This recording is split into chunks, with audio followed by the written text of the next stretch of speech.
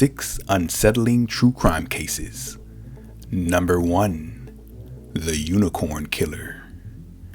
Ira Einhorn adopted the moniker the Unicorn as a teenager, which is the English equivalent of his German last name. He was an anti-war and environmental activist when he deleted his ex-girlfriend Holly Maddox. After their breakup, Maddox stopped by Einhorn's Philadelphia apartment to gather her belongings, but she vanished at the beginning of September 1977.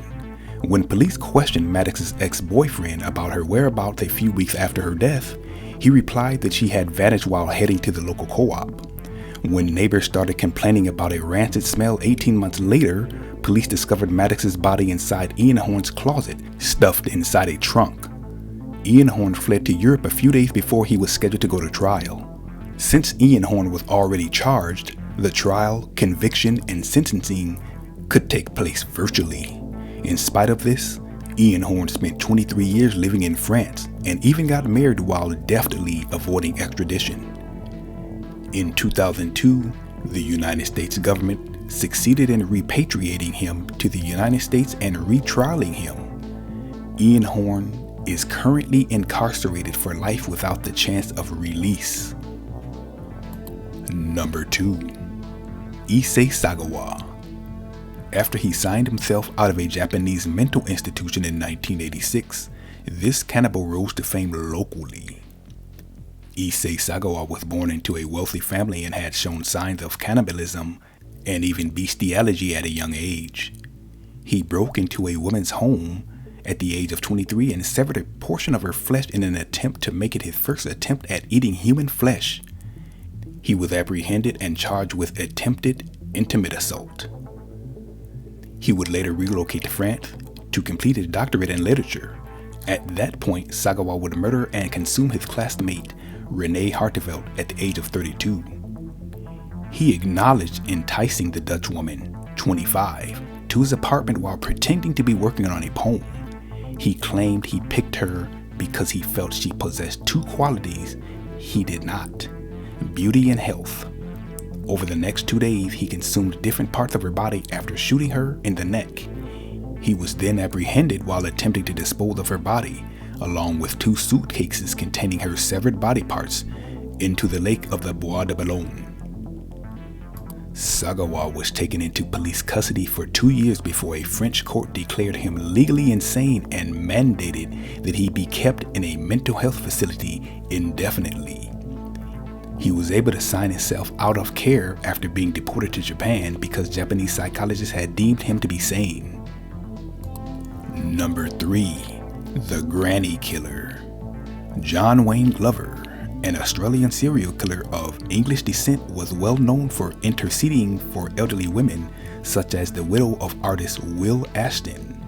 Between 1989 and 1990, Glover viciously attacked 6 elderly women before deleting them over a 14-month period. He attacked his victims with his fists at times and with other objects like hammers, and his victims' pantyhose at other times. A large number of his victims were just women he casually struck up a conversation with while passing them on the street. Glover was charged with molesting and intimately abusing multiple elderly women in addition to attacking and deleting 6 women. Glover was found to be sane during his trial, but a psychologist noted that he suffered from a severe personality disorder, which may or may not have been related to his tumultuous relationships with his mother and mother-in-law. Glover committed suicide in 2005 following his conviction and prison sentence. A few days prior to his death, he gave a drawing he had done of 2 trees and the number 9 to his final guest. It is said that Glover committed 9 deletions in total, not just the 6th for which he was found guilty. Number 4. New Orleans Axman. Between 1918 and 1919, this American serial killer preyed on the greater New Orleans area. An axe that belonged to the murderer was used to kill most of his victims, who were mostly Italian immigrants. The murderer would take out a panel on the back door of his victims' houses in order to gain entry, then use an axe or a straight razor to delete them. At least 12 people were attacked by the vicious serial killer, the majority of whom were women. The killer, whose identity is unknown, wrote a crazy letter from, quote, hell, unquote, in March 1919, claiming to be, quote, invisible, even as the ether that surrounds your earth. I am the spirit and a demon from the hottest hell. I am not human, unquote. The Axman wrote a letter stating the day and time of his next planned murder and suggested that playing jazz music was the only way to stop him. In retaliation, the entire city filled the streets and buildings with the sound of that music that evening, and nobody was killed. Before ceasing to act, the axe murderer would strike 3 more times. Thanks to a character akin to the Axman in American Horror Story, Coven, the Tale of the Axman has gained renewed popularity today. Number 5. The Girl in the Box.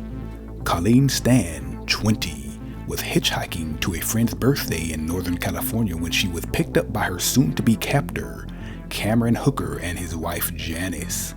Stan was told by the Hookers that she and her family would be killed by an unknown and deadly organization if she didn't comply, and she would spend the majority of the following 7 years imprisoned in a box that allowed no light, sound, or fresh air to enter.